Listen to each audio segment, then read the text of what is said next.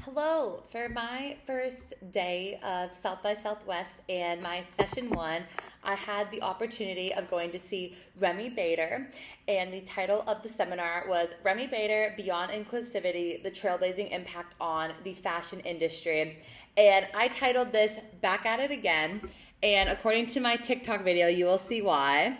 Back again with a realistic wedding dress guest hall. Actually have a wedding tomorrow. So I modeled that after her because Back at It Again seems to be her tagline on TikTok, and it's actually incredibly important because that's how she's building her brand reputation, because she's making videos with the same tagline over and over again. Like that video alone has 4.6 million views on an 105 million per like platform. So I wanted to share that here, and I feel like this is a seminar that didn't get a lot of heat. I was there an hour early, prepared to wait for her because I like her a lot, and there only seemed to be about 30 people there. So that I think that makes it all the more interesting, and I'll dive into a little bit about why. So Back at It Again with Remi Bader. So Remi Bader is a plus size inclusivity model and advocator for women who have plus sizes or those sizes that are not included in store. However, you see brands like to think that they're celebrating all body types, and due to my flipboards, I've like gathered this, like there seems to be like trends, especially like that clean girl makeup or like that skinny girl aesthetic, but that doesn't apply to everyone. Nonetheless, the vast majority. And instead of Remi taking that as negative or some sort of downfall, she took that and she flipped it into her own empire and her own brand management. So throughout her seminar, she talked about how she has used these weaknesses that people see and have turned them into strengths, as now being 105 million likes, famous on TikTok, with each video averaging like 4 million likes, which is insane, just like for today's trends. So a couple of things like throughout her session, she talked a little bit about like kind of what had this happen in her life, which I think is a really interesting point to include. So she was laid off from her job and fell into a little bit of a depression spiral, which had her gain a little bit of weight.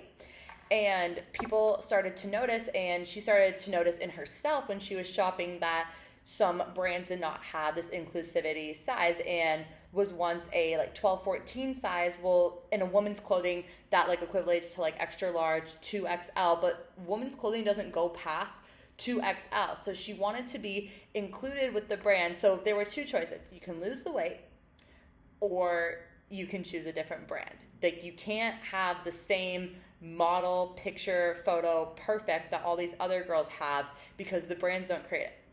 So like I said, instead of that discouraging her, she decided to do something about it. So she started posting on TikTok, just like kind of making fun of brands in a sense. She would like try something on and it wouldn't fit quite right, and she'd be like, can we like not make this bigger?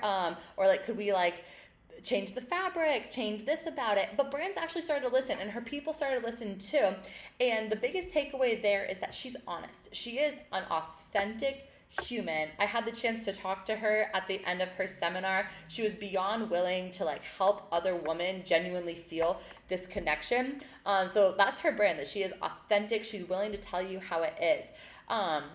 Within that, she also has a lot of brands reach out to her that don't necessarily have like this size inclusivity, but sometimes that's a whirlwind because they don't necessarily want to do something about it. They just want to use her in order to seem inclusive. So I think that also brings an interesting point within trends. So Remi has more of a duty now than ever to have like plus size incorporations, whether that's sizing campaigns, modeling, and this has actually trickled off in the past couple months. If you look at like old photos online of like even like Lululemon, you'll see that they're more size inclusive, but that was like a trend and a fad at the time, and it has really like within the past 3 years, and it has really declined in the past 6 months. And it makes you wonder, like, did the brand care at all, or did they just want to use her to seem that way? Which I thought was a really interesting point. So one of my biggest takeaways there is like work with brands and work with people who want to work with you and can like promote and stand by you and what you want. Within that, like her goal is to create change and restore confidence in women instead of like just being like an influencer who posts content. And I think she has just absolutely broke through that glass ceiling. She's worked with brands like Victoria's Secret, Revolve, but then on the off chance there's brands like Abercrombie who are never going to change and have that like inclusivity of that size. And I know that sounds a little like interesting to say, or like, oh, like how big of a deal that is.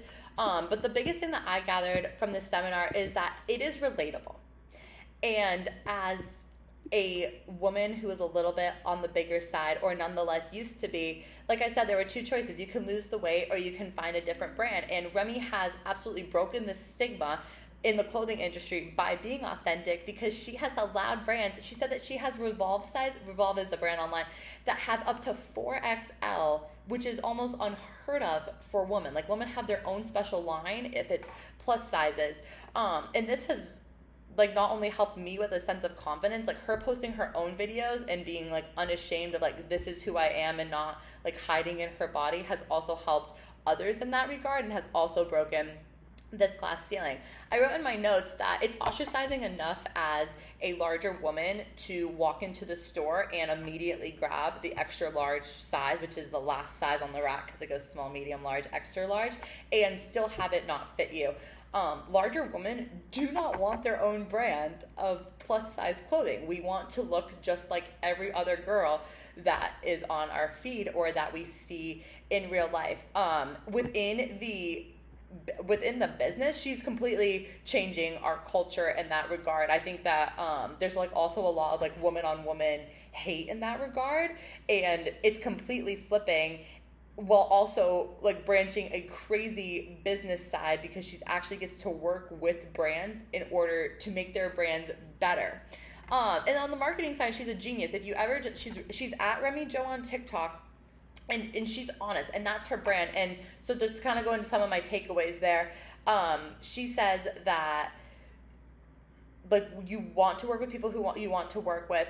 She's had brands reach out to her where she like feels like it's fake and she can't promote it. Be authentic, because you be as honest as you can possibly be, because it may be your only chance.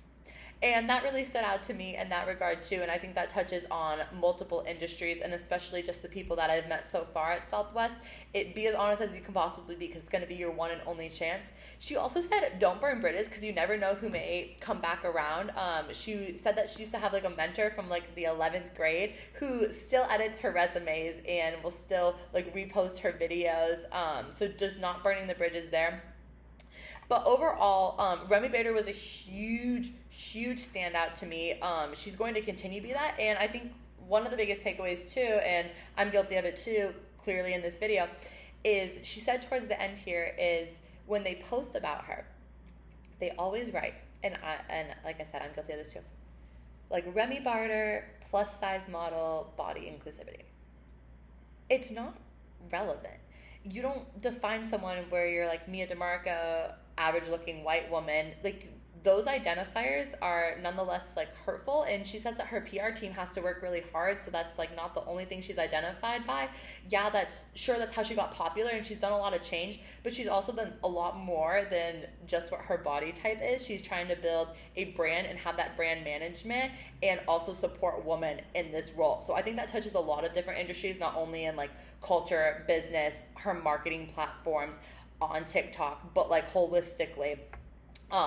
Not being defined by a single word or a phrase. But this session stood out to me the most, and I will have the most takeaways from this because I have never felt so genuinely heard. And she sat there and listened to every single woman's comments after her panel, and like the confidence that she has installed in everyone. So I genuinely enjoyed this session. It was unlike anything that I would have previously thought. I thought it would be more influencer based, and it was so much more. So would highly recommend the fashion and beauty innovation topic, and nonetheless, Remi Bader. Thank you.